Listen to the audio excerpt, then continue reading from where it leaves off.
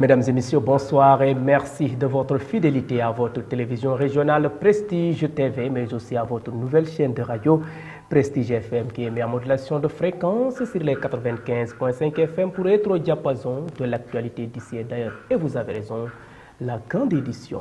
Au sommaire, le quartier Tahikaou dans la commune de Thiès Nord s'est réveillé dans la consternation après le meurtre atroce du gardien du marché Ngelew.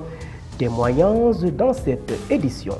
Présidentielle 2024, FDS, les Guelwaars prônent une alliance avec un candidat crédible et porteur d'une offre programmatique.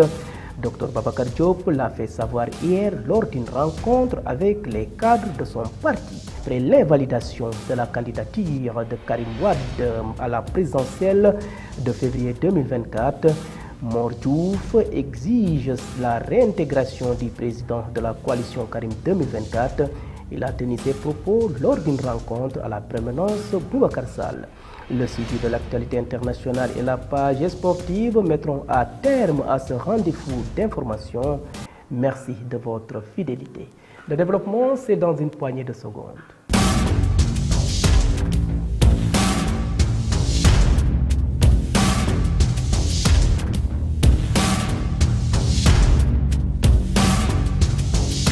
Bienvenue, démarrons ce rendez-vous d'actualité sous forme de brève illustrée.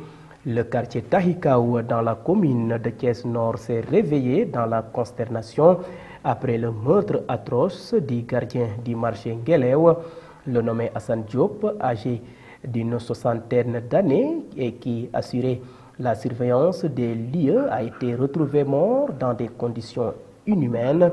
La découverte macabre a été constatée tôt le matin par une commerçante. Ainsi, le phénomène des meurtres gagne du terrain ces temps-ci au Sénégal et les autorités doivent prendre des mesures pour éradiquer ce fléau qui installe la peur au sein de la population. Et je vous le disais en titre, le maire de la commune de Thiès-Est, Maître Ousmane Diagne, a inauguré en fin de week-end le poste de santé de Cité Keur Khadim ainsi que la case des tout-petits du quartier R100. Le premier magistrat de la commune de Thiès-Est se dit prêt à se battre pour le bien-être des populations de sa circonscription. Maître Ousmane Diagne est au micro de notre reporter Moussa Mbaye.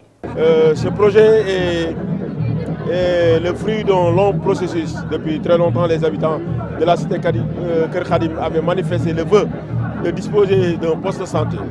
Et grâce à Dieu, avec notre détermination, nous avons pu non seulement réaliser un poste de santé à la cité Keur Khadim, mais aussi une case des tout-petits pour les enfants.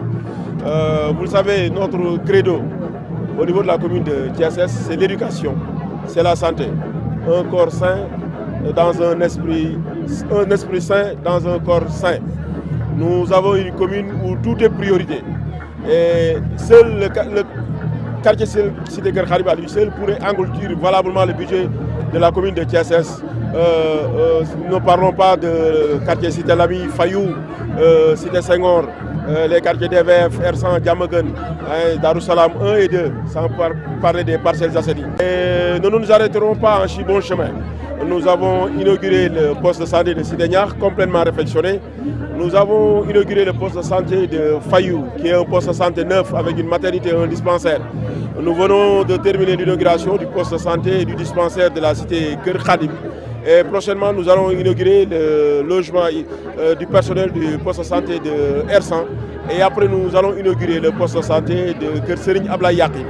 Après cela, nous irons procéder à la pose de première pierre du poste de santé de la cité Balabé avant d'aller à Darussalam pour entamer les travaux de réfection du poste de santé. Le médecin chef de district a déjà fait lancer l'appel d'offres pour le recrutement d'une charge-femme d'État et d'un infirmier chef de poste pour les postes de santé de Fayou et de la cité Keur Khadim.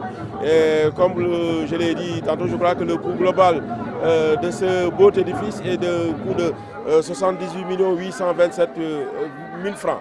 Donc je crois qu'ailleurs, nous avons vu des édifices pareils qui ont été réalisés à plus de 126 millions, donc soit un écart de 40 millions de francs. Et parlons toujours société. Dans cette édition, la mairie de la commune de Thiès-Ouest a organisé ce samedi une journée de consultation gratuite qui en est à sa deuxième édition. Et pour cette année, la mairie a inscrit 5000 personnes à la CMI, traduisée par la couverture maladie universelle. Le maire qui a présidé cette journée revient sur cette innovation de taille. Dr Mamadou Djité est ici au micro de Mambiram Sissegei et Ousmane Diallo. À mi-journée, on est presque à 500 patients qui sont venus se consulter. Cela veut dire l'importance et la pertinence de cette activité. Donc c'est une activité annuelle. L'année dernière, nous l'avons tenue, n'est-ce pas? Donc en rapport avec la commission santé, n'est-ce pas? Cette année aussi, nous la rééditons. En plus de ça, nous avons profité de la journée pour remettre aux postes de santé leur fonds de dotation à hauteur de 9 millions répartis entre les 8 postes de santé. En plus de ça, cette année aussi, nous avons innové. L'innovation, c'est quoi? C'est d'enrôler 1000 personnes à la couverture maladie universelle. Donc cela veut dire que nous sommes en train de faire des pas en matière de santé parce que les populations, les conseils municipaux, le conseil municipal considèrent que la santé c'est une super priorité. Et nous allons davantage consacrer des moyens à ce secteur. Donc il y a quelques mois de cela, nous avons réceptionné le poste de santé de grand standing, bien vrai que ce n'est pas encore fonctionnel, mais nous y travaillons. Et il y a un aspect qui ne dépend pas de nous, c'est le personnel, c'est le médecin-chef qui doit lancer le recrutement de personnel pour le poste de ICP et de sage-femme. Nous sommes en train de travailler avec un partenaire étranger pour le convoyage d'un conteneur contenant que du matériel médical, pour équiper ce poste de santé et également renforcer les équipements dans les autres structures sanitaires de notre commune. Le centre de santé gériatrique de Sud-Stade nous a été affecté récemment, donc c'est devenu un centre de santé. Donc nous sommes tenus de renforcer, d'accroître les moyens que nous mettons dans la santé. Donc nous étions déjà sur cette lancée parce que nous avons inscrit dans le budget de l'année dernière la démolition et la reconstruction du poste de santé de Gourde. Il y avait quelques réglages à faire pour le démarrage des travaux, mais cette année, Inch'Allah, nous osons espérer que bientôt, on va démarrer les travaux et après, nous allons attaquer poste de santé par poste de santé pour les réhabiliter parce que certains sont devenus vétustes. Vous suivez le rendez-vous de l'actualité grâce à votre nouvelle chaîne de radio Prestige FM qui émet en modulation de fréquence sur les 95.5 FM ici à Thiès. Et à présent, parlons politique. Dans cette édition, la conférence nationale des forces démocratiques du Sénégal, FDS, les Guelwaars, les délégués départementaux qui composent cette structure du parti étaient ce dimanche 28 janvier 2024 à Thiès pour statuer sur les propositions d'alliance formulées par des candidats à la présidentielle du mois de février prochain. Cette rencontre a été présidée par le président du parti, par ailleurs maire de la commune de Thiès, Dr Babacar Diop. À l'issue des travaux de la conférence nationale, le Dr Mamadou Badiane, qui fait partie des délégués départementaux de FDS les Guelwaars, revient sur cette déclaration. Ses propos sont recueillis par Mambiram Sissegei et Ousmane Diallo. Résolution de la conférence nationale du parti FDS les Guelwaars. La conférence nationale du parti FDS les Guelwaars, réunie à Thiès le 28 janvier 2024, prend acte de la situation politique actuelle et des enjeux de l'élection présidentielle du 25 février 2024. Dans ce contexte, elle adopte les résolutions suivantes.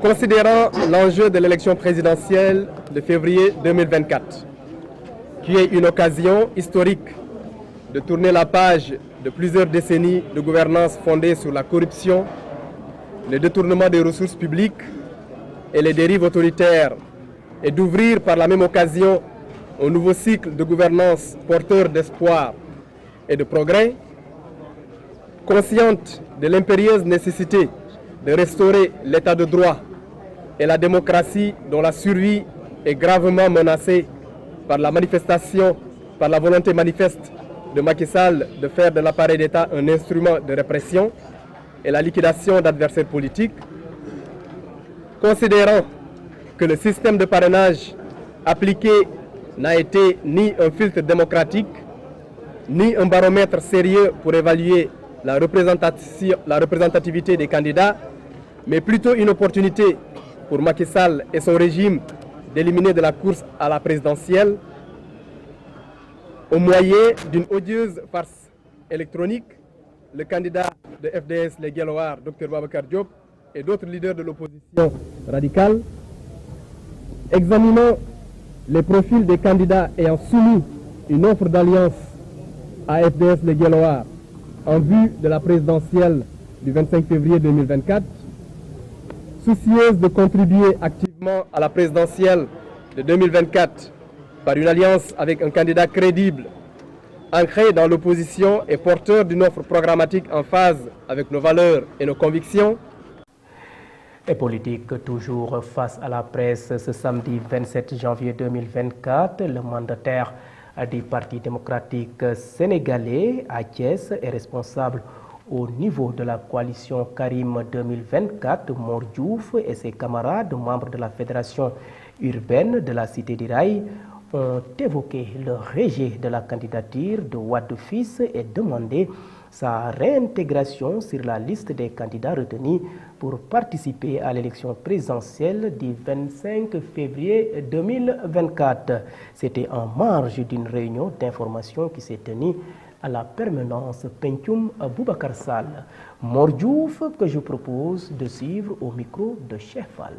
Nous nous sommes réunis ici aujourd'hui à la permanence Boubacar Sall. C'est juste pour, disons, appeler les militants et les militantes du Parti démocratique sénégalais afin de leur restituer la réunion d'hier qui était convoquée par la direction du parti. Les 59 fédérations réunies étaient convoquées à la direction du parti. C'était juste pour donner l'information, parce que vous n'êtes pas sans savoir qu'actuellement, l'actualité phare, c'est, disons, l'invalidation de notre candidat Karim Meïssa Wade sur les élections de 2024.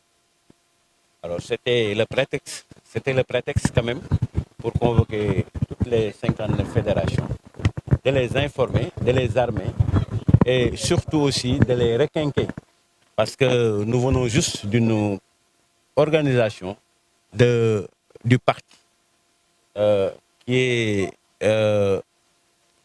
qui d'ailleurs c'est la seule organisation politique qui a quand même pu faire, n'est-ce pas, des renouvellements.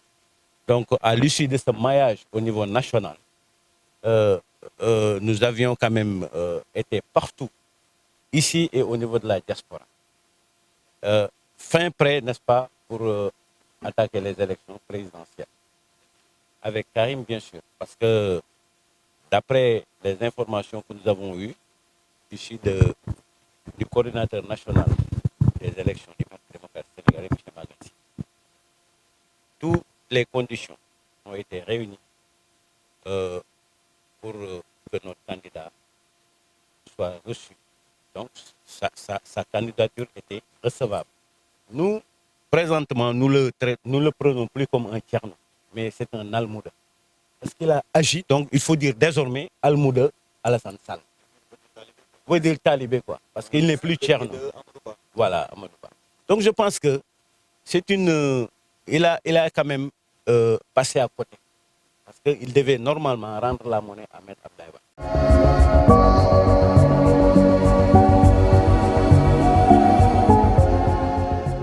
Et à présent, jetons un regard sur ce qui fait l'essentiel de l'actualité nationale de ce lundi 29 janvier 2024.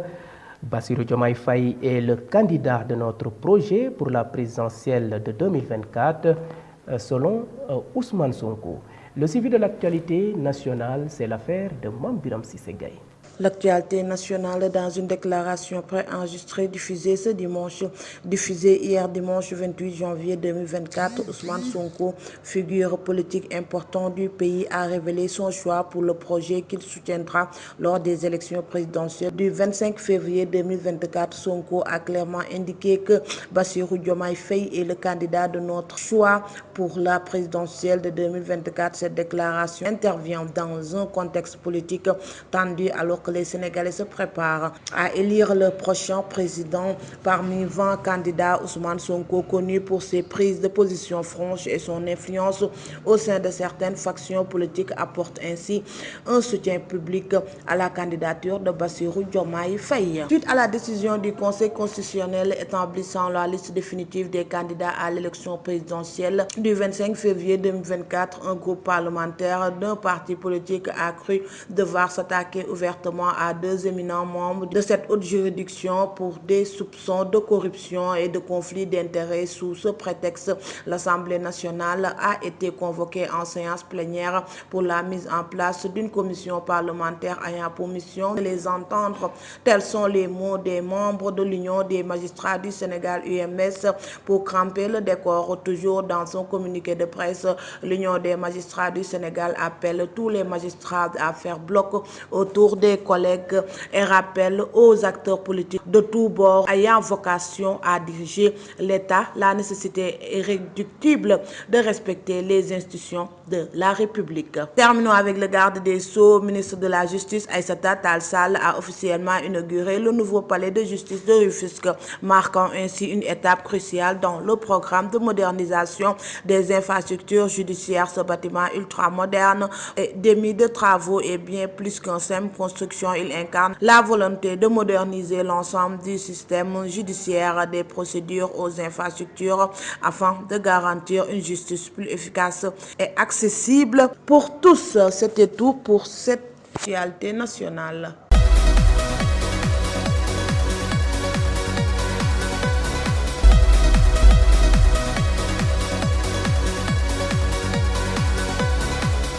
Et à présent, focus sur ce qui fait l'essentiel de l'actualité internationale de ce lundi. Le périple de l'actualité hors de chez nous va nous mener en Asie-Pacifique, au Moyen-Orient. Mais tout d'abord, démarrons par le Sahel avec Ramatoulaye Cissé. Les régimes militaires au pouvoir au Burkina Faso, au Mali et au Niger ont décidé de retirer leur pays avec effet immédiat de la communauté économique des États de l'Afrique de l'Ouest. Organisation sous-régionale de 15 membres ont-ils annoncé dimanche 28 janvier dans un communiqué conjoint. Les dirigeants respectifs des 3 États sahéliens, prenant toutes leurs responsabilités devant l'histoire et répondant aux attentes, préoccupations et aspirations de leur population, décident en toute souveraineté du retrait sans délai du Burkina Faso, du Mali et du Niger de la communauté économique des États de l'Afrique de l'Ouest, dit le communiqué lu sur les médias d'État de ces pays. 3 militaires américains ont été tués et plus de 30 blessés dans une attaque au drone en Jordanie, a annoncé Washington dimanche 28 janvier. Le président Joe Biden menaçant de représailles les autres et désignant les groupes pro-Iran comme responsables. C'est la première fois que des soldats américains sont tués au Moyen-Orient depuis le début de la guerre entre Israël et le Hamas à Gaza. Une nouvelle étape qui fait craindre une escalade des tensions déjà grandes dans la région sur fond de guerre entre Israël et l'Iran. L'escalade de tensions se poursuivit entre Pyongyang et Séoul. Le leader nord-coréen Kim Jong-un a supervisé les tirs d'essai de 2 missiles de croisière lancés à partir d'un sous-marin, a annoncé lundi 29 janvier l'agence de presse d'État KCNA. L'armée sud-coréenne avait déclaré plus tôt dimanche avoir détecté des missiles de croisière tirés à proximité des eaux de la ville de Simpo en Corée du Nord. Kim Jong-un a exprimé sa grande satisfaction après le tir de dimanche qui revêt une importance stratégique dans la mise en œuvre du plan de modernisation de l'armée visant à construire une force navale puissante selon KCNA. Mesdames et messieurs, c'en est tout pour l'actualité internationale.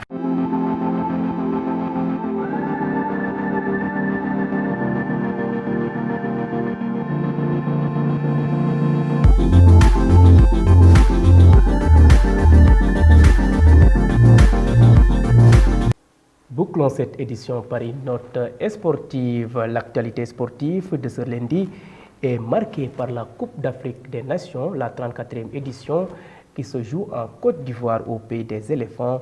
Le suivi de l'actualité sportive à Djaramsek. Actualité sportive, Mercato, l'actuel meilleur buteur de la Ligue 1 sénégalaise s'est engagé avec Lublin en D2 polonaise, un transfert annoncé par Teungueth FC qui n'a pas dévoilé les détails de l'opération. Je cite, Teungueth FC a le plaisir d'annoncer le départ de son attaquant Mbaye Jacques Ndiaye qui va s'engager avec Lublin, un club de deuxième division polonaise.